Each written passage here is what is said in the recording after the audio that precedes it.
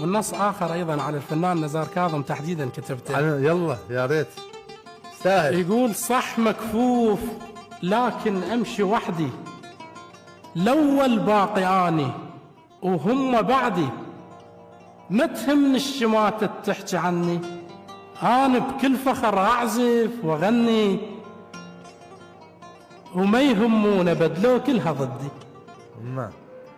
أنا صبري كبير يهز الجبال، بإحساسي عاين وارسم آمال، ولأن طيب أنا وأصلي عراقي، نور الشمس يمشي وياي باقي، الله وما يهمون بدلو كلها ضدي.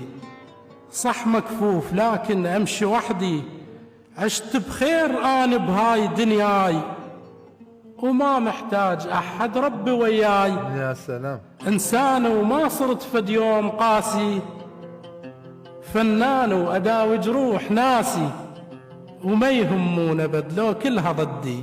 صح مكفوف لكن أمشي وحدي. صح مكفوف لكن أمشي وحدي، الأول باقي أنا وهم بعدي، الأول باقي أنا وهم بعدي. صح مكفوف لكن أمشي وحدي، الأول باقي